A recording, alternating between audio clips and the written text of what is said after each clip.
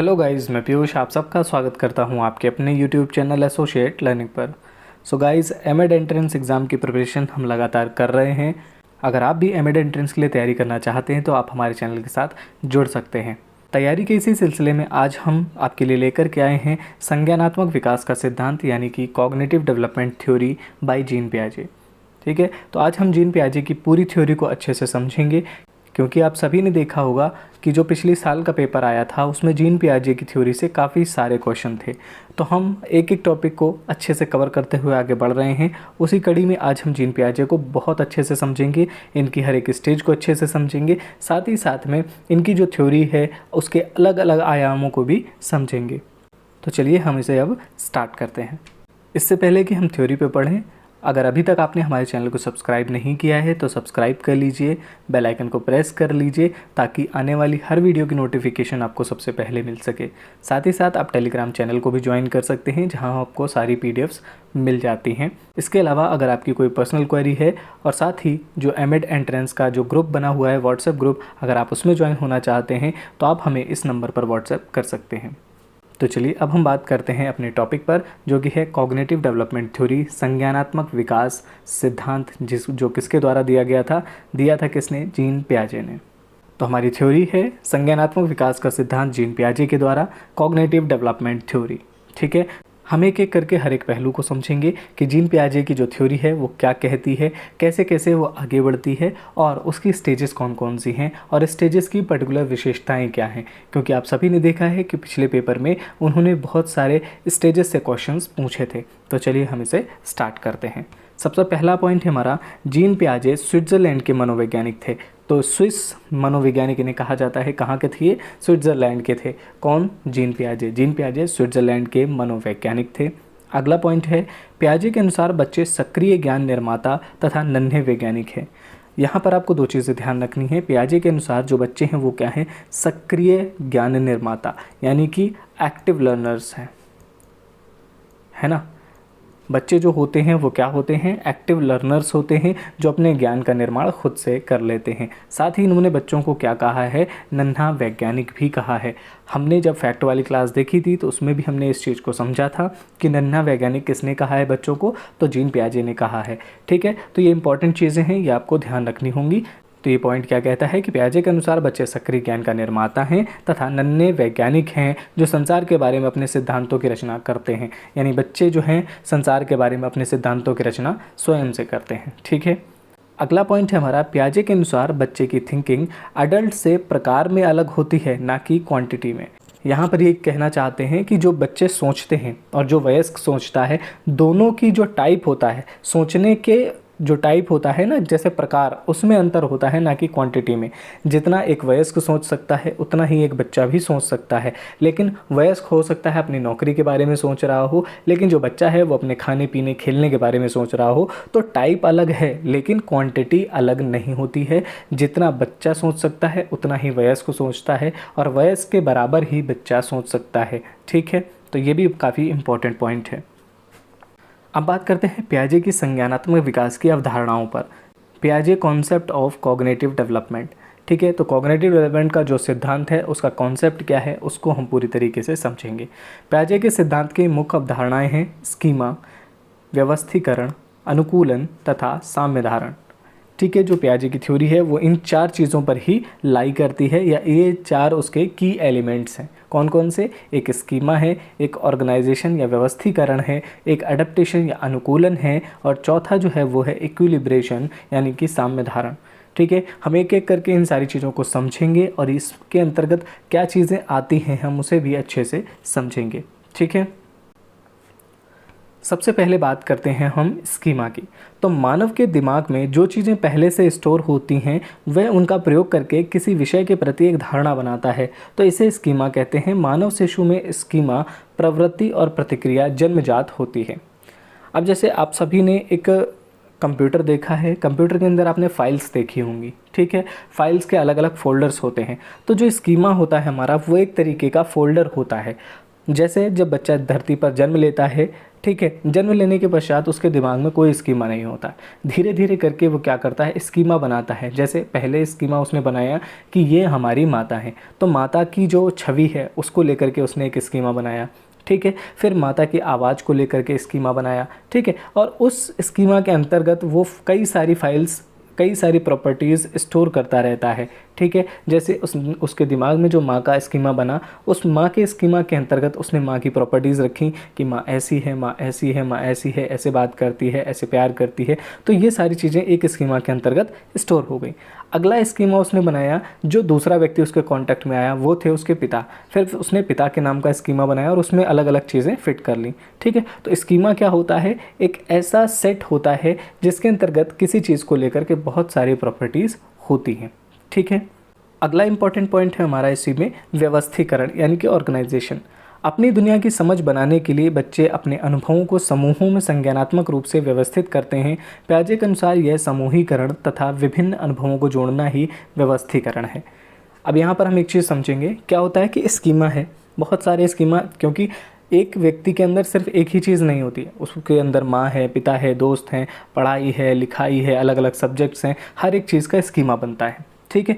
अगर ये स्कीमा ऐसे ऐसे बिखरे हुए पड़े रहेंगे तो क्या होगा कि जब भी उसको ज़रूरत पड़ेगी किसी चीज़ स्कीमा की या किसी चीज़ की, तो वो दिमाग में प्रोसेस करके चीज़ें आ नहीं पाएंगी। इसीलिए क्या होता है कि हमारा जो मस्तिष्क होता है उसमें एक व्यवस्थीकरण करने की क्षमता होती है, जो क्या करता है, हर एक स्कीमा को अपनी एक सुव्यवस्थित जगह पर स्टोर करके रखता है। इसी को हम क्या कहते हैं, ऑर्गेनाइजेशन या व्यवस्थीकरण, ताकि जब हमें ज़रूरत पड़े, जिस स्कीमा की ज़रूरत पड़े, वो स्कीमा तुरंत से बाहर आ जाए। जैसे आपने कभी देखा होगा कि सामने से अगर कोई ब्लैक कलर का कुत्ता निकल रहा है तो आपका स्कीमा तुरंत निकल करके बाहर आता है कि ये कुत्ता है।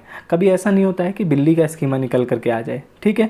तो यही होता है व्यवस्थीकरण, कि हर एक चीज़, जो भी स्कीमा हमारे दिमाग में सेट है, वो एक पर्टिकुलर प्लेस पर ही रखा रहता है और जब हमें उसकी ज़रूरत होती है वो बाहर आ जाता है, ठीक है।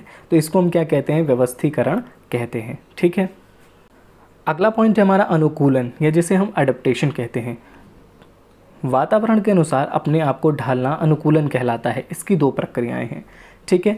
अनुकूलन का मतलब क्या है, अडेप्टेशन का अर्थ होता है कि जो भी आसपास की सराउंडिंग है उसके अनुसार अगर हम अपने आप को ढाल लेते हैं तो वो क्या कहलाता है, अनुकूलन, जिसे हम सामान्य भाषा में एडजस्टमेंट कहते हैं, ठीक है। अडेप्टेशन को हम सामान्य भाषा में एडजस्टमेंट कह देते हैं, हालांकि दोनों में काफ़ी फ़र्क है, ठीक है। तो अपने आप को वातावरण के अनुसार ढाल लेना ही क्या कहलाता है, अनुकूलन या अडेप्टेशन कहलाता है। और इसकी दो प्रक्रियाएं होती हैं जिसके थ्रू ये अनुकूलन होता है। पहला होता है आत्मसातकरण या एसिमिलेशन, दूसरा होता है समायोजन जिसे हम अकोमोडेशन कहते हैं, ठीक है। हम इन दोनों चीज़ों को बहुत ही अच्छे से समझेंगे क्योंकि इनसे क्वेश्चन ज़रूर बनते हैं।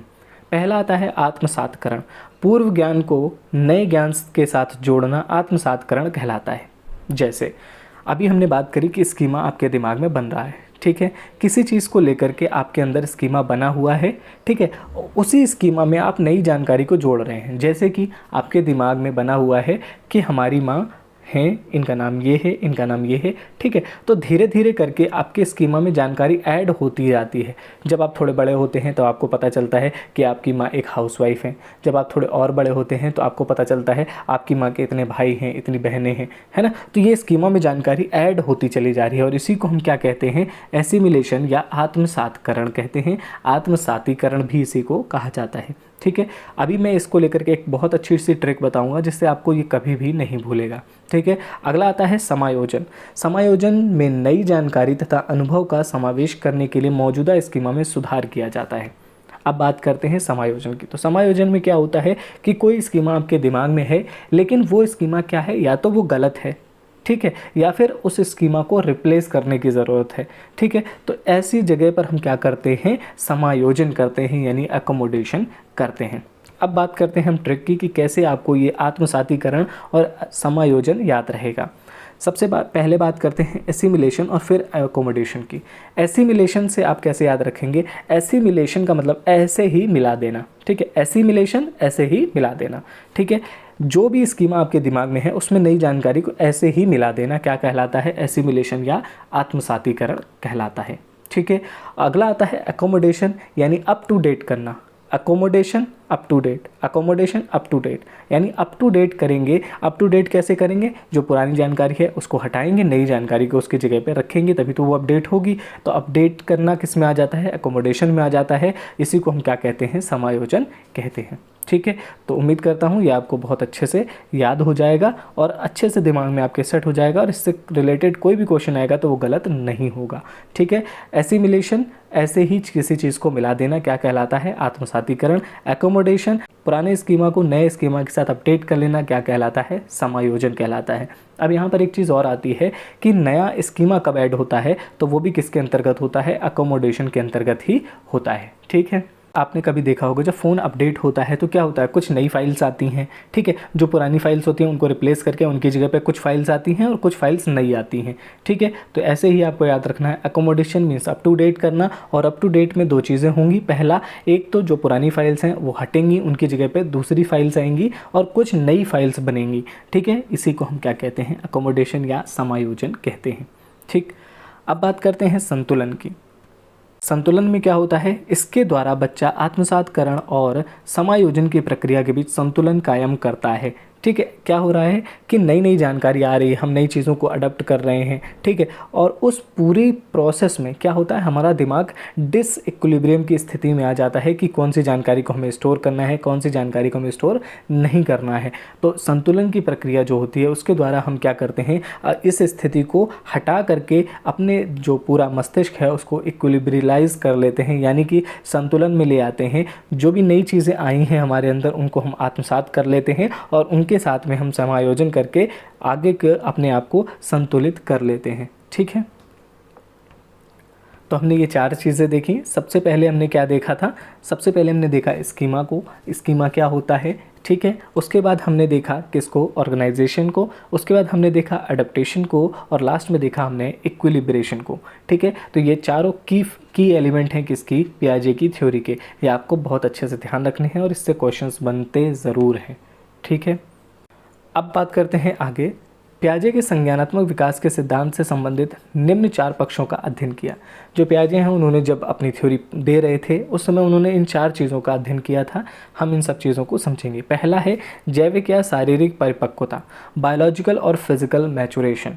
ठीक है, पियाजे ने जो सबसे ज़्यादा फोकस किया वो किस पे किया? बायोलॉजी पर किया, यानी कि बायोलॉजिकल मैचुरेशन पर सबसे ज़्यादा फोकस किया है। ठीक है, क्योंकि उनका मानना था कि जैसे जैसे शरीर आगे बढ़ता है तो उसी के हिसाब से बच्चे एक्सपीरियंस गेन करते हैं और उसी के हिसाब से चीज़ें आगे बढ़ती चली जाती हैं। तो सबसे पहले हमें याद रखना है कि जैविक या शारीरिक परिपक्वता पर सबसे ज़्यादा जोर दिया है पियाजे ने। उसके बाद उन्होंने एक्सपीरियंस ऑफ फिजिकल एनवायरनमेंट यानी भौतिक वातावरण के साथ अनुभव को थोड़ा सा महत्व दिया, यानी सबसे ज़्यादा महत्व किसको दिया? जैविक या शारीरिक परिपक्वता को। उसके बाद भौतिक वातावरण के साथ अनुभवों को सबसे ज़्यादा महत्व दिया है। इसके बाद सामाजिक वातावरण से अनुभव को महत्व दिया है, और सबसे कम जो उन्होंने दिया है महत्व वो दिया है किसको? संतुलन को। ठीक है, अगर हम बात करें सामाजिक वातावरण से अनुभव की तो इस पर सबसे ज़्यादा जोर किसने दिया है? तो वो है वाइगोत्स्की।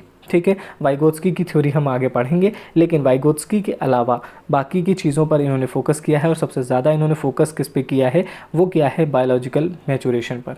ठीक है, मान लीजिए इनकी थ्योरी 100% है तो 100% में से 80% इन्होंने किसको माना है? बायोलॉजिकल मैचुरेशन का इम्पैक्ट माना है, और बाकी 5% बाकी सबका माना है। ठीक है, तो इस तरीके से इनकी थ्योरी आगे बढ़ती है। तो ये सबसे ज़्यादा फोकस किस पे करते हैं? बायोलॉजिकल और फिजिकल मैचुरेशन पर। ठीक है, अब बात करते हैं संज्ञानात्मक विकास की अवस्थाएं की। इन्होंने जो स्टेजेस दी हैं, अब हम उन स्टेजेस पर बात करते हैं। इनकी स्टेजेसों के नाम आपको याद रखने हैं, क्योंकि स्टेजेस से डायरेक्ट क्वेश्चन भी बने थे पिछली बार, और इस बार भी बनने की पूरी संभावना है। पहली जो स्टेज है इनकी इंद्रिय गामक अवस्था। ठीक है, जिसे हम सेंसरी मोटर स्टेज कहते हैं। ठीक है, इंद्रिय गामक अवस्था, सेंसरी मोटर स्टेज। अगली स्टेज है हमारी पूर्व संक्रियात्मक अवस्था, यानी कि प्री ऑपरेशनल स्टेज। ठीक है, सबसे पहले इंद्रिय गामक, फिर है पूर्व संक्रियात्मक, फिर है मूर्त संक्रियात्मक यानी कि कॉन्क्रीट ऑपरेशनल स्टेज, और लास्ट में आ जाती है औपचारिक संक्रियात्मक अवस्था यानी कि फॉर्मल ऑपरेशनल स्टेज।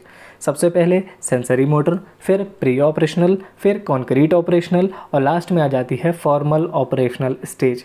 ठीक है, इसको आप कैसे याद करेंगे, SPCF से आपको ये याद हो जाएगी, sensory motor, pre operational, concrete operational और लास्ट में है फॉर्मल ऑपरेशनल। ठीक है, सभी में ऑपरेशनल लगेगा, लास्ट के तीनों में ऑपरेशनल लगना है। इसमें प्री हो गया, इसमें हो गया कॉन्क्रीट और इसमें हो गया फॉर्मल।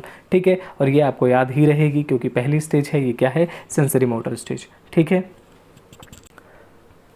अब हम बात करते हैं कि स्टेजेस के अंतर्गत क्या क्या परिवर्तन बच्चे में देखे जाते हैं। ठीक है, तो चलिए अब हम आगे बढ़ते हैं।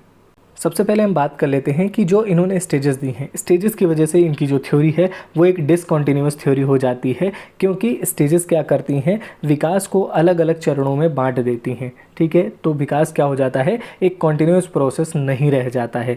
हर वो थ्योरी जिसमें अगर अवस्थाएं दी हुई हैं तो वो थ्योरी कैसी हो जाती है, डिसकंटिन्यूअस थ्योरी हो जाती है। ये आपको याद रखना है। पिछली बार पियाजे की थ्योरी से रिलेटेड ये क्वेश्चन पूछा गया था कि पियाजे की थ्योरी एक डिसकंटिन्यूअस थ्योरी है या एक कॉन्टिन्यूअस थ्योरी है। ठीक है, तो इस तरीके से आपको याद रखना है कि जितनी भी स्टेजेस वाली थ्योरी होती हैं वो सभी डिसकंटिन्यूअस होती हैं। ठीक है, अब बात करते हैं पहली स्टेज की। तो पहली स्टेज है हमारी इंद्रिय गामक स्टेज यानी सेंसरी मोटर स्टेज।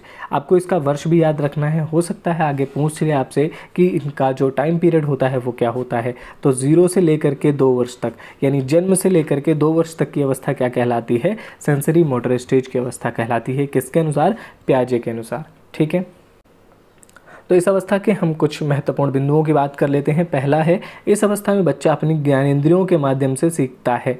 ठीक है, इस समय बच्चा किससे सीखता है, अपनी इंद्रियों और ज्ञानेंद्रियों के माध्यम से ज्ञान को अर्जित करता है। यानी कि वो हाथ चलाएगा, पैर चलाएगा, आँखों से देखेगा, कानों से चीज़ों को सुनेगा और इस तरीके से वो अपना ज्ञान प्राप्त करेगा संसार के बारे में। इसीलिए ये अवस्था कैसा है, इस अवस्था में बच्चा अपनी ज्ञानेंद्रियों और इंद्रियों के माध्यम से सीखता है। ठीक, अगला पॉइंट है जैसे कि देखना व सुनना तथा अपने गतिक क्रियाओं जैसे कि छूना से समन्वय से करता है। ठीक है, अब क्या हुआ कि जैसे बच्चे की जो इंद्रियां हैं, जैसे कि आँख हो गई, कान हो गया, तो ठीक है, देखता है उससे, सुनता है उनसे, इसके अलावा वो अपने हाथ पैर चलाता है, कोई उसको छूता है तो वो उस तरीके से रिस्पॉन्स करता है। तो ये सारी चीज़ें क्या हैं कि वो अपनी इंद्रियों और ज्ञानेंद्रियों के माध्यम से इस संसार का ज्ञान अर्जित कर रहा है। ठीक है, अगला पॉइंट है, इसमें वस्तु स्थायित्व का गुण आ जाता है।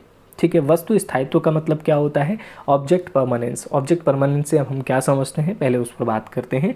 ऑब्जेक्ट परमानेंस यानी वस्तु स्थायित्व का मतलब है जब बच्चा छोटा होता है तब आप अगर उसके सामने कोई खिलौना लाते हैं और थोड़ी देर में वो खिलौना हटा करके कहीं लेकर चले जाएंगे तो बच्चा रोएगा नहीं, क्योंकि उसको पता है कि जो चीज़ थी वो अब नहीं है। ठीक है, लेकिन जैसे जैसे बच्चा 2 साल तक आता है, 2 साल तक आते आते बच्चे में ये चीज़ डेवलप हो चुकी होती है कि कोई भी चीज़ जो मेरे सामने से हट गई है इसका मतलब ये नहीं है कि वो परमानेंट ख़त्म हो गई है, वो चीज़ कहीं ना कहीं है, मम्मी ने पापा ने उसको छुपा के रख दिया है। ठीक है, तो ऑब्जेक्ट परमानेंस के जो गुण है वो बच्चे में इस समय तक आ जाता है और अब वो चीज़ों के लिए रोता है। क्यों रोता है, क्योंकि उसको पता है कि जो चीज़ अभी मेरे पास थी वो अभी हटा करके छुपा करके रख दी गई है, अभी मैं रोऊंगा तो वो चीज़ मुझे मिल जाएगी। तो ये क्या होता है, ऑब्जेक्ट परमानेंस, बच्चे के अंदर वस्तु स्थायित्व तो आ जाता है। ठीक है, जैसा कि इसमें लिखा है, इसमें वस्तु स्थायित्व यानी कि ऑब्जेक्ट परमानेंस का गुण आ जाता है, यानी बच्चा अपने दिमाग में वस्तुओं की छाप बनाना शुरू कर देता है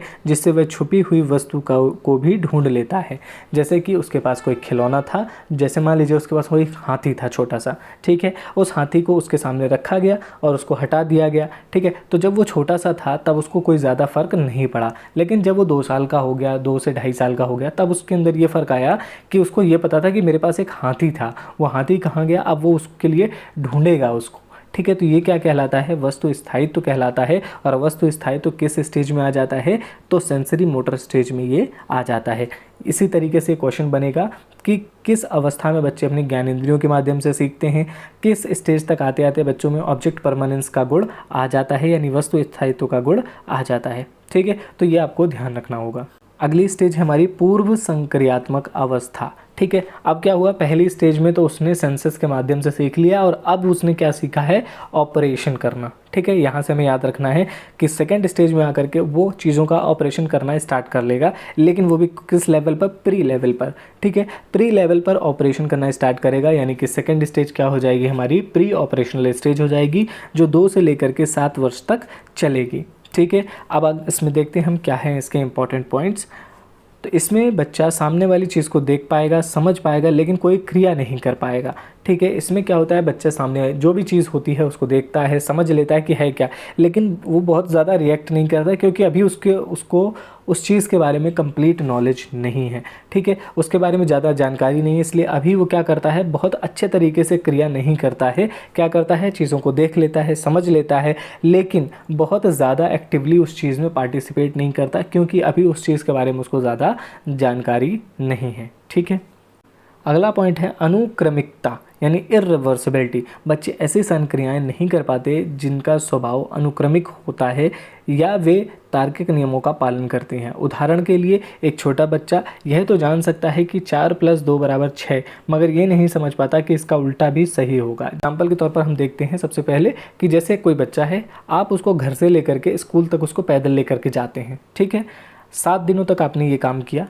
स्कूल से आप उसको घर पैदल नहीं लाते हैं, यहाँ से आप उसको स्कूल तक पैदल लेकर के जा रहे हैं और स्कूल से घर वो कैसे आ जाता है, गाड़ी से आ जाता है। ठीक है, तो अब उसके अंदर ये गुण तो डेवलप हो गया है कि वो घर से स्कूल तक चला जाएगा स्वयं से अकेले, लेकिन वो लौटने में क्या होगा, उसको हिचक महसूस होगी क्योंकि वो क्या करता है, इस तरीके की इर्रिवर्सिबिलिटी उसके अंतर्गत नहीं आ पाती है। उसको लगता है कि घर से स्कूल आना आसान है, लेकिन स्कूल से घर जाना बहुत ही मुश्किल है। ठीक है, तो ये चीज़ आपको ध्यान रखनी है कि जो इर्रिवर्सिबिलिटी होती है बच्चे में वो एक समय के बाद आती है और इस अवस्था में यानी प्री ऑपरेशनल स्टेज में बच्चे में इर्रिवर्सिबिलिटी नहीं होती है। यानी वो चीज़ों को सीधे तरीके से तो कर लेता है, लेकिन उसी चीज़ को अगर कहा जाए कि इसको वापस से उल्टा करके दिखाओ तो वो नहीं कर पाता है।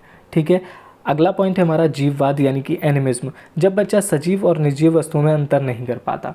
ठीक है, दूसरा एक चीज़ है कि वो हर एक चीज़ को सजीव ही मानता है। जैसे वो अपनी गुड़िया को खाना खिलाएगा, अपनी कार को एकदम अपने साथ रखेगा, मतलब हर एक चीज़ को वो क्या करता है, उसको ऐसा लगता है कि ये तो अभी हमसे बात करेगी गुड़िया हमारी, या ये जो कार है ये एकदम घूं घूं करके चलेगी। तो इस तरीके की चीज़ें बच्चों में होती हैं। क्यों? क्योंकि बच्चों में इस समय एनिमिज्म यानी कि जीववाद होता है। ठीक है, बच्चे हर एक चीज़ को सजीव मान करके आगे बढ़ते हैं। अगला पॉइंट है हमारा अहम केंद्रता। इसमें क्या होता है, ईगोसेंट्रिज्म इसे कहते हैं। बच्चे अपने दृष्टिकोण तथा किसी और के दृष्टिकोण में अंतर नहीं कर पाते। जैसे जब बच्चा यह सोचना शुरू कर देते हैं कि वह जो कर रहा है वह सब ठीक है। जैसे एग्जांपल में देता हूँ कि जब छोटे बच्चे होते हैं तो उनको क्या लगता है कि जो हम कर रहे हैं वही सही है, मम्मी पापा जो बता रहे हैं वो गलत है ना। तो प्री ऑपरेशनल स्टेज में बच्चे क्या करते हैं, छोटे बच्चे होते हैं, उनको क्या लगता है हम सब कुछ कर लेंगे। जैसे 2 से 7 साल के बच्चों को आपने देखा होगा, वो क्या करेंगे, सारा काम स्वयं से करने की कोशिश करते हैं, चाहे वो काम छोटा हो या बड़ा हो। उनको लगता है कि अब हमसे ज़्यादा बड़ा तो कोई है ही नहीं। ठीक है, तो इस तरीके की जो दृष्टिकोण विकसित होता है बच्चों में, ये क्या कहलाता है, ईगोसेंट्रिज्म कहलाता है। ईगोसेंट्रिज्म मतलब अहम केंद्रिता कहलाता है। और ये किस स्टेज में डेवलप होता है, तो ये प्री ऑपरेशनल स्टेज यानी कि पूर्व संक्रियात्मक अवस्था में विकसित होता है। ठीक है, तो आपको ये याद रखने हैं कि प्री ऑपरेशनल स्टेज में यानी कि पूर्व संक्रियात्मक अवस्था में कितने सारे गुण डेवलप हो रहे हैं, और ये सारे पर क्वेश्चन बनने के पूरे चांसेस हैं, जैसा कि एनिमिज्म पर क्वेश्चन पिछले साल आया था। ठीक है, अब बात करते हैं अगले पॉइंट की, जो कि है हमारा केंद्रीकरण यानी कि सेंट्रेशन। किसी वस्तु की बाकी सब विशेषताओं को छोड़कर किसी एक ही विशेषता पर सारा ध्यान केंद्रित करते हैं। जैसे मान लो, जैसे आपने सभी ने एग्जाम्पल सुना होगा ग्लास के वाटर वाला, है ना। 2 पानी के ग्लास रखे हुए हैं, दोनों में हमने पानी भरा, एक थोड़ा सा लंबा है और एक थोड़ा सा चौड़ा है। ठीक है, तो चौड़े वाले में पानी जो होगा वो नीचे तरफ होगा, लेकिन जो लंबा वाला होगा उसमें पानी ऊपर की तरफ तक होगा। ठीक है, तो वो क्या करते हैं, उनको लगता है कि जिसमें पानी ऊपर तक है वही वो लेते हैं। उनको लगता है कि इसी में सारे सामान ज़्यादा है। ठीक है, अगर आप 2 ग्लास लाएंगे, एक को नीचे से चौड़ा रखें और एक को पतला लंबा सा रखें, तो वो क्या करेंगे कि जो लंबा होगा उसी को ही लेंगे। ठीक है, ऐसा आप सभी ने भी देखा होगा। इन सभी चीज़ों को अगर आप अपनी डेली लाइफ से जोड़ करके समझेंगे तो ये बहुत ही आसानी से सारी चीज़ें समझती हुई आ जाएंगी, क्योंकि हर किसी के घर में कोई ना कोई छोटा बच्चा होता है। आप सभी छोटे बच्चों से रूबरू होते रहते हैं, इसीलिए ये सारी चीज़ों को आप वहीं से समझ सकते हैं कि अच्छा ये चीज़ ये कर नहीं पाता है। ये जो चीज़ है सेंट्रेशन, ये हमेशा यही करता है, जिसमें ज़्यादा लंबा दिखाई पड़ता है ये वही सामान लेता है, जो चीज़ ज़्यादा दिखती है ये वही लेता है। ठीक है, तो यहाँ से आप सब चीज़ों को रिलेट कर पाएंगे और आसानी से समझ पाएंगे। ठीक है, अगला जो गुण इस स्टेज में डेवलप होता है वो होता है लैक ऑफ कंजर्वेशन। अगर किसी वस्तु के साइज़ या शेप में बदलाव कर दे तो उसकी क्वांटिटी पर कोई प्रभाव नहीं पड़ता, लेकिन बच्चा ये समझ नहीं पाता। जैसे अभी हमने बात करी थी सेंट्रेशन को लेकर के और लैक ऑफ कंजर्वेशन, ये दोनों ही एक दूसरे से चीज़ें रिलेटेड हैं, ठीक है। केंद्रीकरण और क्या है, लैक ऑफ कंजर्वेशन यानी संरक्षण की कमी। अब क्या हुआ, जैसे मान लीजिए एक छोटा ग्लास था, एक बड़ा ग्लास था, ठीक है। क्योंकि जो छोटा था वो चौड़ाई में ज़्यादा था और जो लंबा था वो चौड़ाई में कम था, तो बच्चे ने केंद्रीकृत क्या किया कि लंबाई पर सिर्फ फोकस किया कि लंबाई इसकी ज़्यादा है तो इसमें सामान ज़्यादा है, ठीक है। लेकिन अगर हम बात करें कंजर्वेशन की, तो संरक्षण की कमी उसके अंदर किस तरीके से आती है। जैसे मान लो एक छोटा ग्लास है, एक लंबा ग्लास है। अब हमने क्या किया, जो लंबा ग्लास था उसको हमने छोटा कर दिया और छोटे वाले को लंबा कर दिया, तो बच्चा ये चीज़ समझ नहीं पाता है कि अब कोई बदलाव नहीं हुआ है। वो सोचता है कि अब ये वाला लंबा और दूसरा वाला लंबा हो गया है तो अब इसमें सामान ज़्यादा आएगी, ठीक है। इस चीज़ को आपको ध्यान रखना है कि बच्चे में लैक ऑफ कंजर्वेशन यानी कि संरक्षण की कमी, केंद्रीकरण, अहम केंद्रता, जीववाद, अनुक्रमिकता, ये सारे गुण किस स्टेज में आते हैं, तो प्री ऑपरेशनल स्टेज यानी कि पूर्व संक्रियात्मक अवस्था में विकसित होते हैं, ठीक है। अब अगली स्टेज आती है हमारी मूर्त संक्रियात्मक अवस्था, जिसे हम कंक्रीट ऑपरेशनल स्टेज कहते हैं। इसमें क्या होता है, बच्चे मूर्त समस्याओं के बारे में तार्किक रूप से सोचना शुरू कर देते हैं, मगर उन्हें अमूर्त या परिकल्पित अवधारणाओं को समझने में परेशानी होती है। जैसे मान लो a+b का होल स्क्वायर दिया हुआ है, ठीक है, तो अगर हम इसको कॉपी में लिख के दे देंगे तो वो सॉल्व कर लेगा। लेकिन अगर हम यही उसको बोल दें कि a+b का होल स्क्वायर कितना होता है, तो उसका दिमाग उतनी तेज़ी से नहीं चलेगा, वो बहुत देर सोचेगा, तब जाकर शायद ही वो बता पाए। तो ये आपको ध्यान रखना है कि इस स्टेज में क्या होता है, कंक्रीट चीज़ों पर वो फोकस करता है, यानी अगर उसके सामने वो चीज़ मूर्त रूप से प्रेजेंट है तो वो उस चीज़ को कर लेगा। लेकिन अगर वो मूर्त रूप से प्रेजेंट नहीं है तो वो उसको सॉल्व नहीं कर पाएगा। इस जगह पर बहुत सारी चीज़ें हो सकती है कोई मैथ्स की प्रॉब्लम हो सकती है कोई डेली लाइफ की प्रॉब्लम हो, तो कुछ भी हो सकता है। लेकिन बच्चे के सामने अगर वो कंक्रीट रूप में प्रेजेंट है यानी कि मूर्त रूप से प्रेजेंट है तो वो उसको सॉल्व कर लेगा, अदरवाइज़ वो उसको नहीं कर पाता है। अगला पॉइंट है, इस अवस्था में अनुक्रमिकता, जीववाद, मुद्रा, भार, संरक्षण, क्रमबद्धता की योग्यता आदि का गुण आ जाता है, ठीक है। यानी इस अवस्था में क्या होता है, बच्चा जो है जीव अनुक्रमिकता आ जाती है, यानी कि अब वो क्या कर लेता है, हर एक चीज़ को क्रम से लगाना सीख लेता है। जीववाद की जो जीववाद होता है वो खत्म हो जाता है। क्यों? क्योंकि अब क्या है, अब वो अंतर कर पाता है कि कौन सी चीज़ सजीव है, कौन सी चीज़ निर्जीव है, ठीक है। इसके अलावा मुद्रा, भार, संरक्षण के जो नियम है, क्रमबद्धता है, उन सब चीज़ों को भी वो सीख जाता है। यानी कि इस स्टेज तक आते आते, कंक्रीट ऑपरेशनल स्टेज तक आते आते क्या होता है कि उसके अंदर ये सारे गुण आ जाते हैं। और मूर्त संक्रियात्मक अवस्था के जो बच्चे होते हैं वो कितने से होते हैं, 7 से लेकर 11 साल तक के जो बच्चे होते हैं वो किस अवस्था में आते हैं, मूर्त संक्रियात्मक अवस्था के अंतर्गत आते हैं, ठीक है। अगला पॉइंट है हमारा सकर्मकता यानी ट्रांजिटिविटी। बच्चे तत्वों को क्रम में लगाने के लिए तार्किक चिंतन तथा संबंधों को समझने की क्षमता का विकास कर लेते हैं। जैसे अगर आपने दिया कि ये ट्रायंगल बने हुए हैं, ठीक है, 3 ट्रायंगल बने हुए हैं, इनको आप एक क्रम में लगा कर दिखाओ, ठीक है, तो वो आपसे सवाल पूछेंगे किस तरीके से इनको लगाना है, ये बताओ। कलर के हिसाब से लगाना है, ठीक है, कि शेप के हिसाब से लगाना है, इक्विलेटरल है, ठीक है, राइट एंगल ट्रायंगल है, तो किस तरह से लगाना है, तो वो आपसे ये सवाल पूछेंगे, ठीक है। यानी कि अब उनके अंदर तार्किक चिंतन विकसित हो चुका है।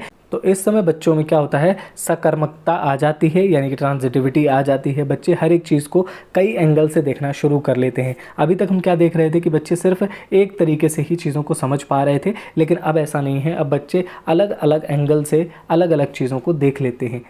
आपको सबसे पहले एक चीज़ याद रखनी है कि जो चीज़ें पूर्व संक्रियात्मक अवस्था में नहीं थी वो इस अवस्था में आ जाती हैं, और जो वहाँ पर थी वो यहाँ पर ख़त्म हो जाती हैं। जैसे जीववाद वहाँ पर था पूर्व संक्रियात्मक में, मूर्त संक्रियात्मक जीववाद की समाप्ति हो जाती है। इसके अलावा अनुक्रमिकता, भार, संरक्षण, क्रमबद्धता, सब में वहाँ पर उसको दिक्कत थी, लेकिन यहाँ तक आते आते उसकी सारी दिक्कतें ख़त्म हो जाती हैं, ठीक है। तो इस तरीके से आपको ये ध्यान रखना है।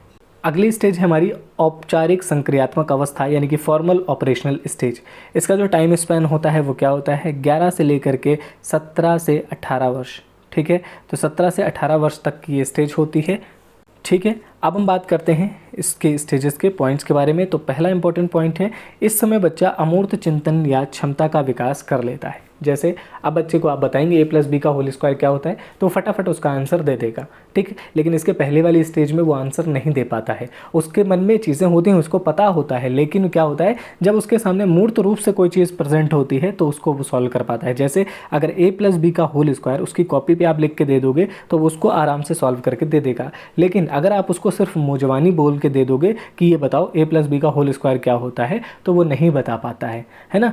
तो ये सारी चीज़ों में डिफरेंस आ जाता है मूर्त संक्रियात्मक और औपचारिक संक्रियात्मक में, ठीक है। तो औपचारिक संक्रियात्मक में ही वो अमूर्त चिंतन करने लगता है, ठीक है। और इससे रिलेटेड एक क्वेश्चन भी पिछले साल के पेपर में पूछा गया था कि किस तरीके के जो बच्चे होते हैं वो क्या हाइपोथेटिकल थिंकिंग करते हैं। तो हाइपोथेटिकल थिंकिंग का मतलब भी यहीं से आता है, जो होता है जिसे हम क्या कहते हैं, अमूर्त चिंतन, ठीक है। अगला पॉइंट है हमारा तार्किक चिंतन, निगमनात्मक तर्कणा तथा सुव्यवस्थित योजना बनाने जैसे कौशल भी उभरने लगते हैं। यानी अब वो क्या करता है, लॉजिकली सोच पाता है हर एक चीज़ को, ठीक है। इसके अलावा निगमनात्मक तर्कणा भी वो विकसित कर लेता है, यानी तर्क करने की अलग अलग तरीके से चीज़ों को समझता है वो, ठीक है। हर एक चीज़ के लिए उसके पास तर्क होते हैं, सुव्यवस्थित योजना बना करके वो काम करता है। तो इस तरीके के कौशल भी उसमें विकसित होने लगते हैं, ठीक है।